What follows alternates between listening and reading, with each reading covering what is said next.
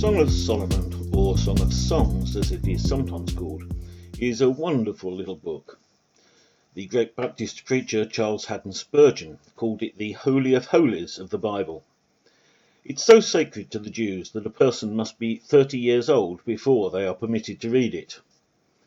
The book is read every year at Passover. Like Esther, there is no mention of God. The Song of Solomon is love poetry. Yet it's also a profound depiction of the meaning, value, beauty of work. The song sings of lovers who court, then marry, and then live together in an idealistic picture of life, family, and work. Themes include hardship, beauty, diligence, pleasure, passion, family, and joy. In the ancient world, all poetry was sung, and the song is, in fact, lyrics to a song collection. Song of Songs should probably be thought of as a concert piece created for an aristocratic audience in Solomon's court. It has strong analogies to the love music of ancient Egypt, which was also meant for such audiences, and which was composed in the centuries just prior to the age of Solomon. The lyrics of Song of Songs are profound and theological, and they provoke serious thought. Love poetry celebrates the beauty of a wedding, the joy of love between a man and a woman. The song begins with a woman speaking of her love for her man, and, in the course of this, she speaks of how her skin has been darkened because her brothers made her work in the family vineyard. In the ancient world, people tended to look down on dark skin, not for racial reasons, but for economic reasons. Dark skin meant that you were in the peasant class and had to work in the sun. Fair skin meant you were in aristocracy, and therefore skin without a tan was especially prized as a mark of beauty in women. But here the woman's hard work has not really diminished her beauty. Furthermore, her job has prepared her for the future, when she will tend her own vineyard, which we will see towards the end of the song collection. A woman who works with her hands may not be an aristocrat, but she is beautiful and worthy of praise.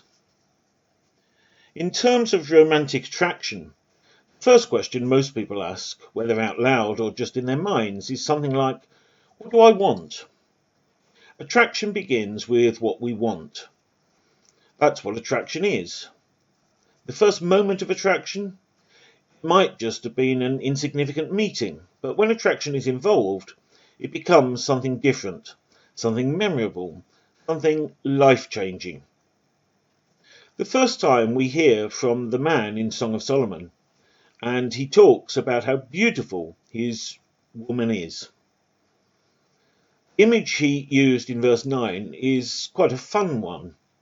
He said she was more like a mare among Pharaoh's chariot horses.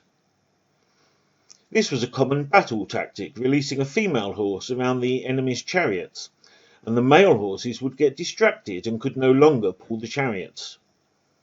That's what the man said his beloved woman was like, a distraction so powerful, so beautiful that he couldn't focus on anything else. He talked about her cheeks and her jewellery. He was drawn to it. This is what he wanted. She had a few things to say as well. She was obviously seeing something she wanted in him as well. This was not a bland, emotionless arrangement of two people. There was passion here. She wanted him to kiss her. She said she would rather be loved by him than enjoy good food and drink. She said he smelled good. He had put on cologne, and she liked it. She was drawn to it. But something else she said was even more important, and it moves us to the next question we inherently ask in attraction. What do I need? You can be attracted to physical beauty, cologne, and other outward appearances, and that's all good. But if it doesn't get deeper at some point, the romance is doomed to die. The woman was drawn to his name. What we mean by name is reputation, character, whole person. She added on to that, no wonder the young women love you. I think some of the other women in the city were physically drawn just as she was to this man. There was more to it. Everyone in town loved him because of his name. At some point, a relationship is going to have to move from physical attraction to something deeper. What you need is someone of character, someone you can trust, someone who treats you with respect, someone who will follow Jesus with you. At some point, you will have to ask the question, what am I truly attracted to? Is it superficial, or is there substance there? Will this person help me to know God more fully? That leads us to the third question that we need to ask in this process. What does God want? I love what the woman said. Daughters of Jerusalem, I charge you, do not arouse or awaken love until it so desires. She had already been talking about how much she loved this man, how attracted she was to him, and how she longed to be with him. But she could also see, with wisdom, that once this process had begun, it had a natural course it would run. If you let it get started, it could easily run out of control. She was talking about restraining the desire he had developed in her. And she would make this statement twice more in the Song of Solomon. Do not arouse or awaken love until it so desires. Even though attraction has been aroused, it still involves restraint and patience. Sexual union needs to be saved for marriage. This is one of God's commands to us that is not easy. It's not always fun, and it's not what the world around us portrays. But at some point on the journey, we must involve God and do things His way. We can learn a lot of things from this love story and from the story of Solomon in general. But one of the most important is that we can't let our choices, decisions, desires, or attractions short-circuit God's will. We know the story of Solomon. God told him he could have anything he wanted, and Solomon asked for wisdom. Solomon was wise, incredibly wise. He had God's wisdom at his disposal, enough to write most of the book of Proverbs. And Solomon seemed wise in his actions as the man in the Song of Solomon. He sought God's will first, and it led to great wealth, power, and success. But at some point, Solomon let the tide turn, and he started making decisions himself. He let the physical, cultural course of things run free. And it led to disaster for Solomon and the kingdom of Israel. The woman's advice is therefore extremely sensible. Do not arouse or awaken love until the right time. God needs to be the first priority in every aspect of life. Once we let our flesh start to call the shots, it gets harder and harder to stop. The Bible treats intimacy as a normal, positive, spiritual, and vital part of life. Like all gifts from God, sex can be enjoyed or abused. It can be celebrated in marriage or misused in casual relationships. The Song of Solomon shows us how mature, enduring love is expressed. In the context of the song is marriage. The author describes love in ways we describe salvation. Married love is a covenant relationship that follows the pattern of divine love, meaning that the love of a man and a woman is a foretaste of heaven. The couple sing of the glories of the arrival of springtime, and he invites her to come away with him. This is the context of the agricultural economy of ancient Israel. A trip into the countryside in springtime is not just a picnic. The man and woman have light hearts, This glorious picture of agricultural life in springtime harkens back to the Garden of Eden, where tending the plants was meant to be a pleasure. This episode in the song is a glimpse of how God desires life to be for us. Song of Solomon portrays a picture of ideal human love. But the personal relationships for which we were created were marred in a garden. Once Eve began to question God's love, this created an opening for sin. Turning from God damages human relationships. The moment Adam and Eve were caught, they blamed each other. Sin produces selfishness, which hinders our ability to love, and it cheapens sex by turning it into lust. Lust is idolatry. It's burning a candle to another god. Love is blessed, consecrated, when we see God as our greatest lover, who gives the capacity for life-changing love. We love because he first loved us. This suite of love songs teaches that the value of love expressed between a man and a woman is reserved and limited in reverent exclusiveness. A recurring theme of the Song of Songs is loyalty to one's beloved. We can infer from the bond between the shepherd-lover and his beloved that Solomon's polygamy, while tolerated, was not God's preferred will. Faithfulness in marriage runs against secular notions of total freedom in self-expression. Monogamy is not a lack of partners, it's expertise in one.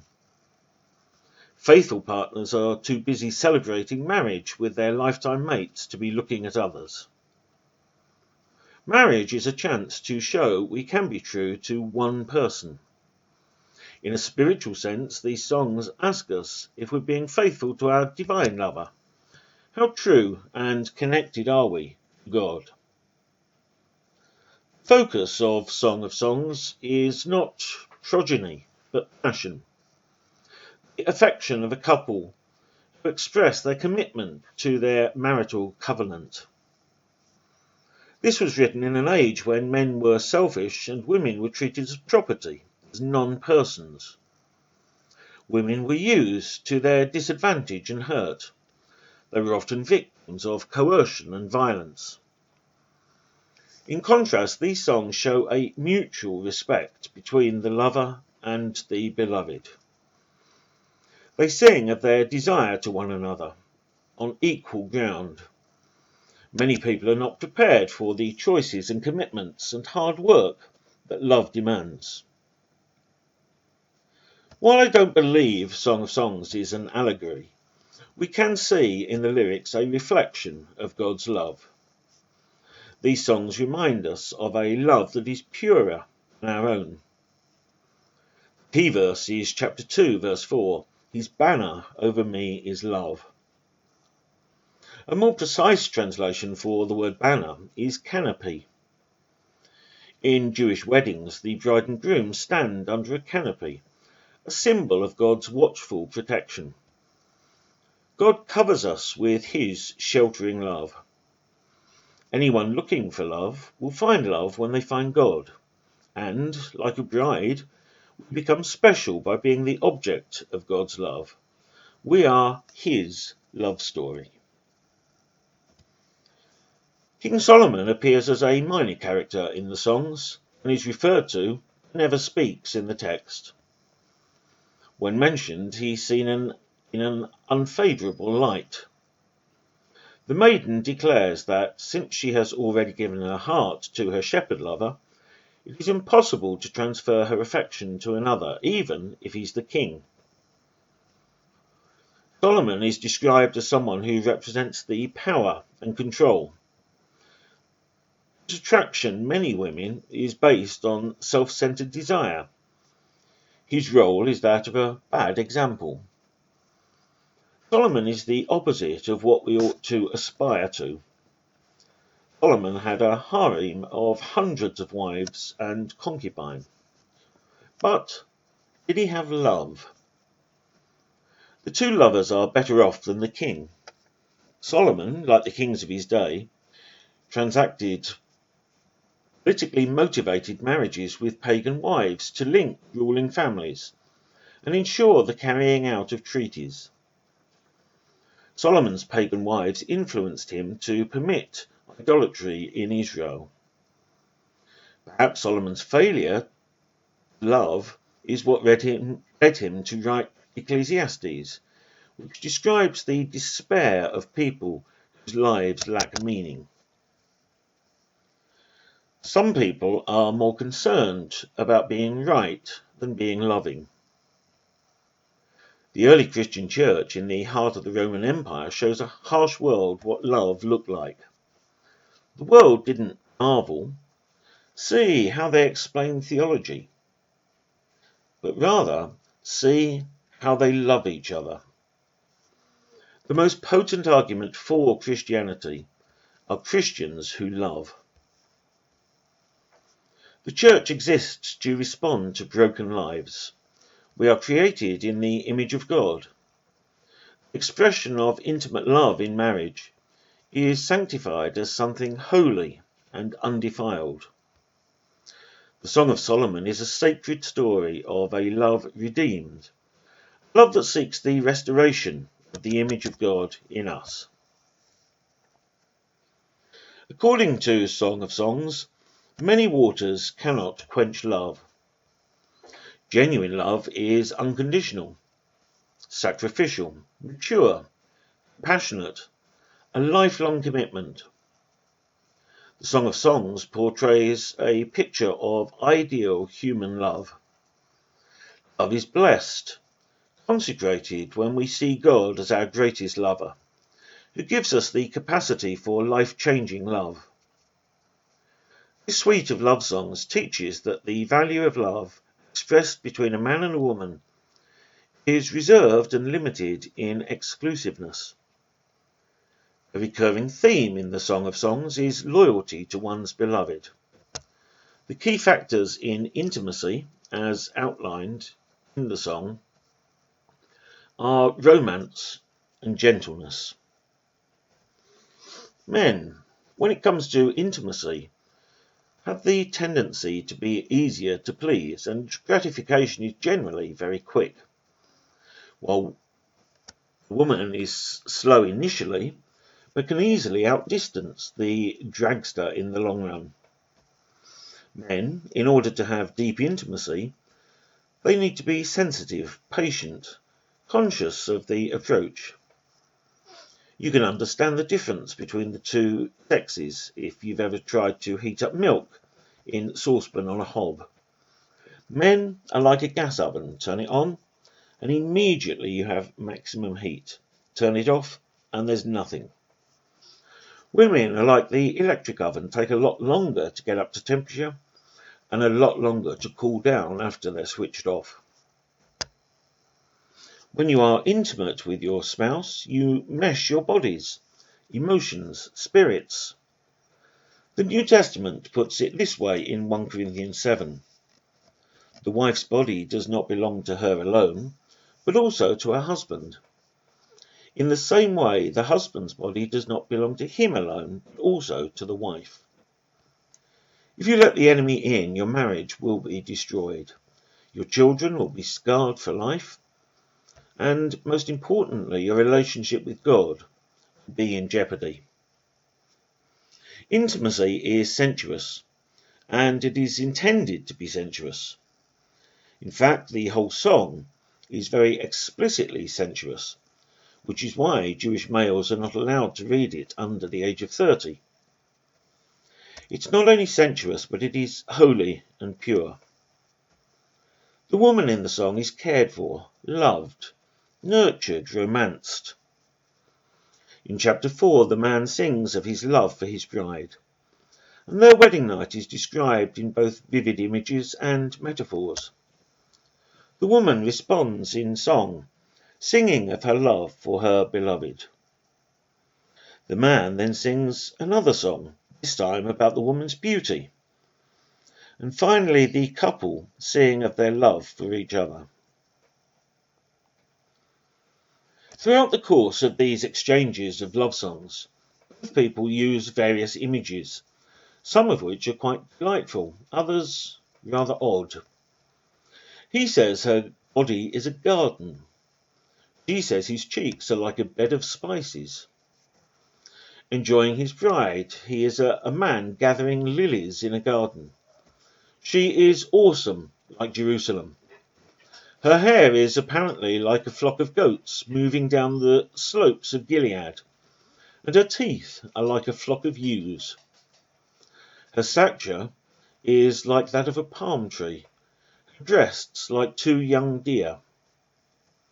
The joy of their love is intimately connected to the world around them. They express their happiness with images drawn from what they see in the gardens and flocks. The text is frankly sexual, and throughout history Christian preachers and writers have tended to avoid the song or to allegorize it out of concern that it's too racy for polite religious society. But the sex in the text is intentional. A song about the passion between two lovers on their wedding day would be missing something if it failed to mention sex. Love and passion, including sex, between spouses is a glue holding the household together through prosperity, adversity, joy and stress that characterize a family's life. The longer a couple have been married, the easier it is to fall into a rut. Everyone falls into routines. Sometimes a couple needs to take a little vacation and get away from all the routine. That is where we find Solomon and his Shulamite bride. Solomon and his wife take a trip to her hometown. As they were coming down the road, a relative of the beloved sees them coming. As they're approaching the relative's home, Solomon reminds his wife that this is where she was born, and was also where she lost her virginity on their honeymoon. She replies by stating how much she loves her husband, and that she was committed to him. She gives a wonderful explanation of what will hold the marriage together: love. We are all familiar with those family reunions which frequently feature periods of remembering the past. The Shulamite woman and her brothers were recalling her raising. Just like any other teenager, she felt her brothers were very mean to her, and also believed they were too protective. Now that the Shulamite is more mature, she understands why her brothers were so strict. The brothers were doing all they could to keep their sister pure. They were responsible for her, and so they were very protective of her because they loved her. The Shulamite shares with her brothers that they had done a good job and that she had remained pure until she was married to Solomon. We see that even after many years of marriage, the Shulamite woman still deeply loves her husband and wanted him to be with her as much as possible. Chapter 7 is a very beautiful and sexual chapter. It contains one of the most delightful verses, not only in Song of Solomon, but arguably in the whole Bible. I am my beloved's, and his desire is towards me. In order to please her husband, the Shulamite decides to go to do a dance before her man. She decides to do this naked. Solomon describes 10 of his wife's physical characteristics that greatly arouse him. As she danced, his eyes were drawn to her feet. She was doing a seductive movement, and this he appreciated and started commenting on. She had attractive feet, were properly cared for. His eyes moved upwards and took in the movement of her legs. He now focused on how well built she was. What is nice about this is that he takes time to take in her physical being. In the hurry of self-fulfillment, the couple comes together and misses out on a full appreciation of each other. The next description, your navel is like a rounded goblet. It lacks no blended beverage. Now, you might say this is referring to her belly button, but no. The term goblet is better described as a bowl in the shape of a half moon. Solomon is focusing on her reproductive area and includes the additional comment of this by referring to your waist is a heap of wheat set about with lilies. After commenting on her breasts, then her neck, he is fixated on her eyes. Your eyes are like the pools of Heshbon by the gate of Bath Rabbin. Heshbon was a city noted for its beautiful pools. We see here a description of her eyes, and that told a lot about her to him. He saw luminosity, purity, peace in her eyes. Next, he says, your nose is like the Tower of Lebanon, which looks towards Damascus. The word tower is interesting. He wasn't saying you've got a big nose. Damascus has these famous limestone cliffs. When the sun hits them, they gave off a brilliant white glow. So what Solomon is saying to her is that her nose reflects her character in that she shines to him. She lights up his life. Mount Carmel is a city of Haifa. It has been called the crown city in Israel. When Solomon says to her, your head crowns you like Mount Carmel, and your hair of your head is like purple. A king is held captive by your tresses.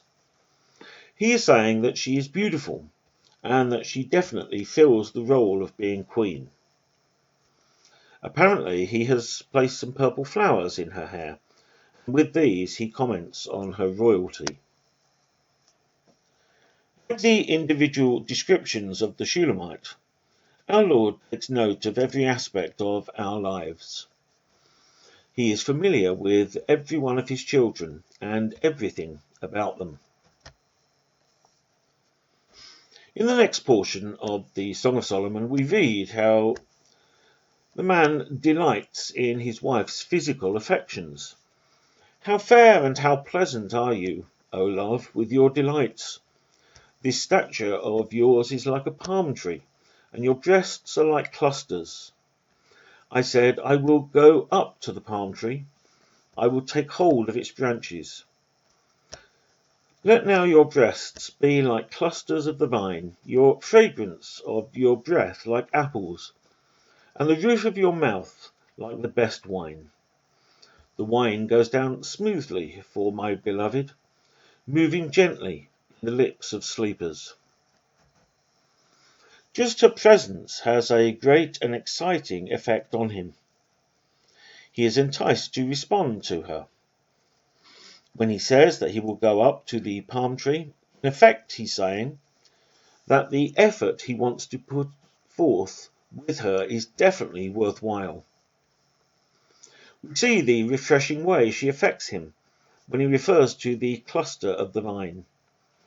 All of his senses, smell, sight, taste, sound, and touch, are at peak levels as we read here in these verses. The reference to wine means celebration. They were both totally satisfied with each other, and the culmination of total satisfaction and contentment as they fall asleep in each other's arms. I am my beloved's, and his desire is towards me. This is the third time this verse has been stated. However, it has been changed each time. In chapter 2, the Shulamite has indecision about their marriage. She says, my beloved is mine, and I am his. She had felt that she had sold out for him, but was not sure his feelings were the same. Next time this type of response comes up is in chapter 6. I am my beloved's, and my beloved is mine. She had thought that she was just around for his sexual pleasure, but she was having a hard time with those feelings. We see now that her insecurity has been appeased. She has used her womanly powers to totally satisfy her man, and she knows it. She now has the contentment that everything between the two is good. She knows in her heart that he is hers.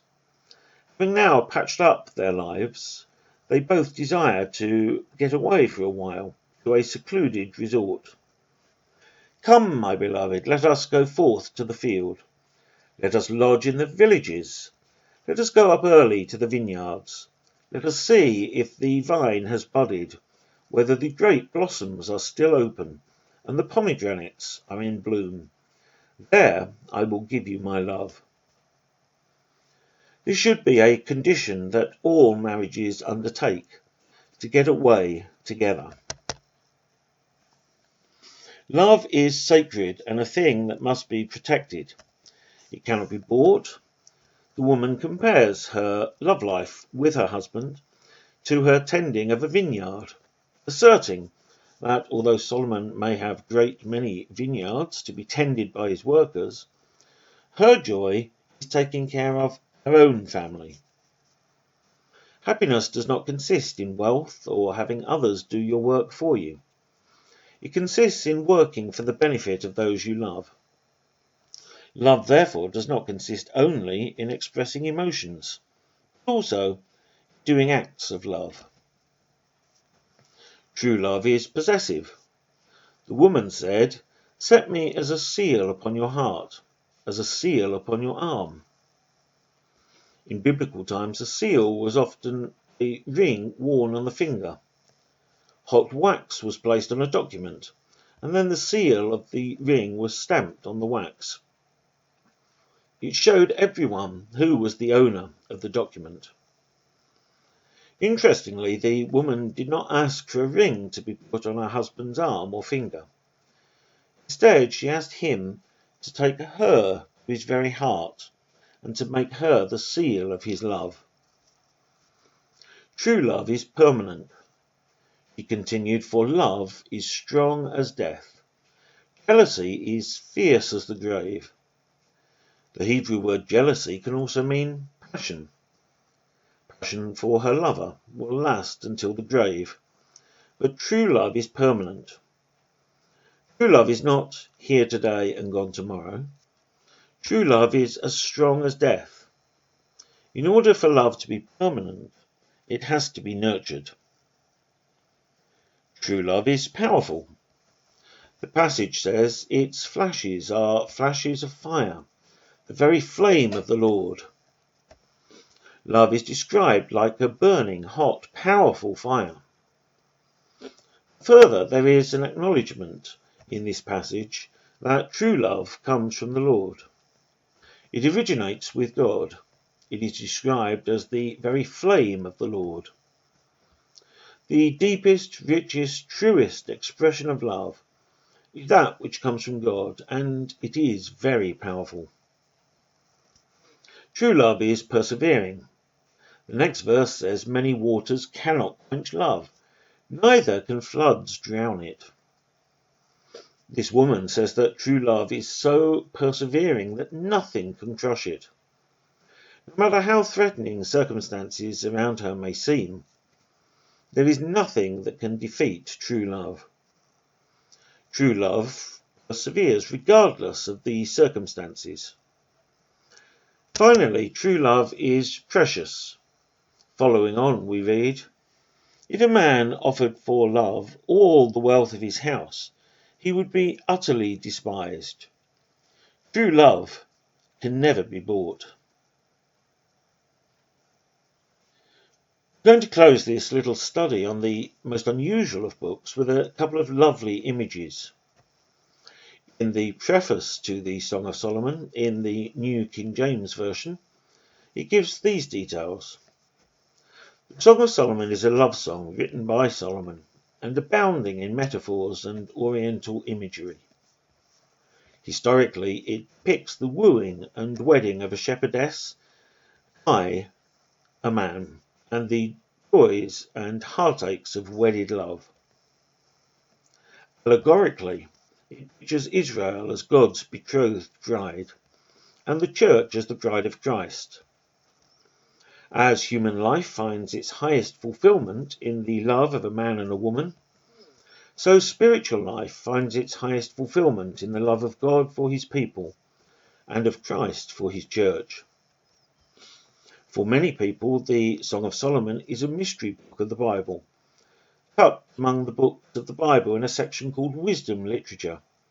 Most Christians don't read it, don't understand it, and have never heard a sermon from it.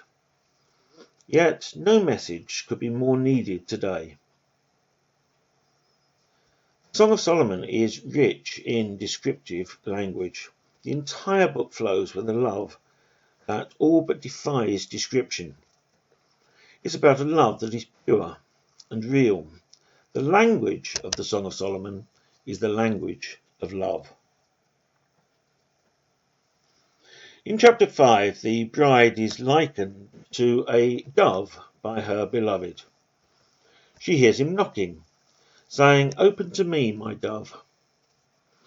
He's already made a similar reference in chapter 2, "O my dove, thou art in the cleft of the rock." Later he employs the same words of love in a statement fraught with meaning. "My dove, my undefiled, is but one." In New Testament times, one of the chief uses of the dove was for sacrifice. They were often used when a lamb was too expensive for the offerer. Even the particular mode of offering the dove was strictly defined. Care was taken that the bodies of the doves should not be divided. How meaningful this is when we recall the words of the bridegroom, "My love, my undefiled, is but one." Immediately we can see God's thoughts are for the church. It should be undivided. It should be one. Jesus prayed in John 17 that they all, that is, all believers, may be one, that thou, Father, art in me and I in thee, that they also may be one in us, that the world may believe that thou hast sent me. Christ's dove is not to be divided. Dove is also an emblem of chastity, as it lives in strict monogamy, never desiring another mate. Perhaps the bridegroom had that in mind when he said of his bride, "Thou hast dove's eyes." Just as the dove has eyes for its mate only, so Solomon and his bride only had eyes for each other. I am the rose of Sharon. Roses are a most popular flower on Valentine's Day. They are an expression of love. Jesus is the rose of Sharon. We know that from the first two words of the text. I am. This is one of the names of God. Jesus is the proof of God's love for a lost world. Where is Sharon? It's between the Mediterranean Sea and the Carmel mountain range. Many battles have been fought in the Sharon region down through history. What happened to the roses? They were trampled upon. And God's Son was trampled upon throughout his earthly life, never more so than at Calvary. People are still trampling upon him today by refusing salvation. Note the word "the." Jesus is not a rose of Sharon, he is the rose of Sharon. God chose him to be the Saviour. No one else fitted the bill. The lesson for us is that Jesus is not a Saviour, he is the Saviour. Rose of Sharon. The word rose, of course, refers to a flower. It's also the past tense of the verb to rise. Jesus has risen from the dead. The rose rose. Up from the grave he arose with a mighty triumph o'er his foes. He arose, hallelujah. Christ arose. If you would like to know more, then do contact us at any of the contact addresses given on this slide. Or, if you are in the Radstock area one Sunday morning, why not come and join us for our 10:30 service at the Baptist Church? You would always be very welcome.